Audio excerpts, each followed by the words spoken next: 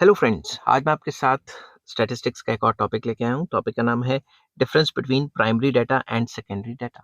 Chapter का नाम है collection, organisation and presentation of data और इस चैप्टर के सारे लिंक्स आपको डिस्क्रिप्शन में मिल जाएंगे। चलिए विदाउट वेस्टिंग एनी टाइम शुरू करते हैं। Following are the differences between primary data and secondary data. कौन कौन से डिफरेंसेस हैं, चलिए देखते हैं।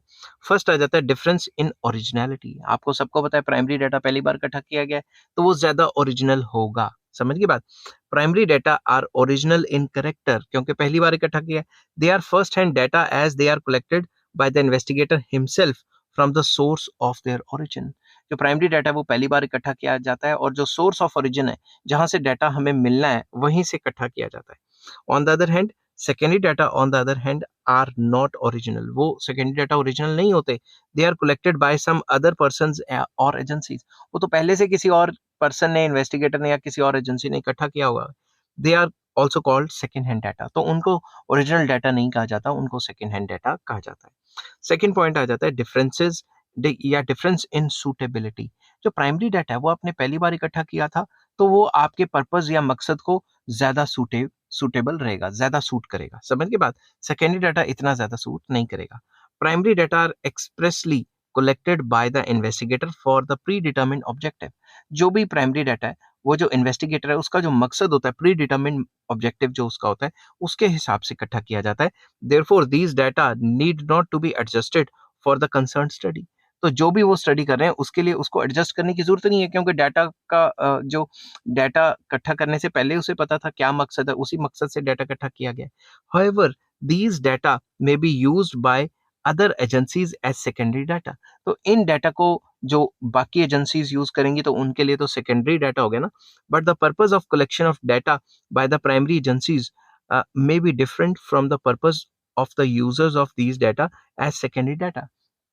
तो जब भी पहली बार डाटा इकट्ठा किया गया, उसका मकसद कोई और हो सकता है। और जो सेकेंडरी डाटा इस्तेमाल कर रहे हैं, जैसे मैं सेकेंडरी डाटा किसी और एजेंसी ने या इन्वेस्टिगेटर ने डाटा इकट्ठा किया, उसको इस्तेमाल कर रहा हूँ, तो मे बी उसका जो मकसद है, मेरा मकसद अलग हो सकता है, क्योंकि मुझे उस डाटा को कहीं और यूज करना है। जिसने पहली बार इकट्ठा किया था उसका मकसद अलग हो सकता है। समझ की बात। Secondary data therefore need to be adjusted sometimes to suit the objective of their users. तो सेकेंडरी डाटा जब भी हम इकट्ठा करते हैं तो उसको थोड़ा बहुत एडजस्ट करना पड़ता है, क्योंकि जरूरी नहीं कि हमारा मकसद और जिसने पहली बार डाटा इकट्ठा किया था उसका मकसद सेम हो। थर्ड आ जाता है difference in the cost of collection. Obviously primary data time, money, effort ज्यादा लगते हैं। ठीक है। Primary data involve the large expenses in terms of money, time, and energy, since they are collected from the source of origin, which is a costly proposition। Simple words में primary data इकट्ठा करना चाहते हैं, time लगता है, money लगता है, efforts लगते हैं, ज्यादा ज्यादा ये सारी चीजें लगती हैं।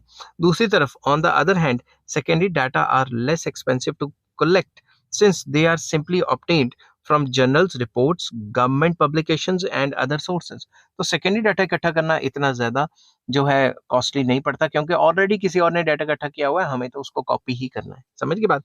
तो आई होप ये वीडियो आपको पसंद आई होगी। अगर पसंद आती है तो please like, share and subscribe. इस चैप्टर के सारे लिंक्स आपको डिस्क्रिप्शन में मिल जाएंगे। नेक्स्ट टॉपिक मैं कराऊंगा methods of collecting primary data, कि प्राइमरी डाटा को कैसे कलेक्ट किया जाता है, इसके कौन कौन से मेथड्स हैं। Till then take care, bye bye.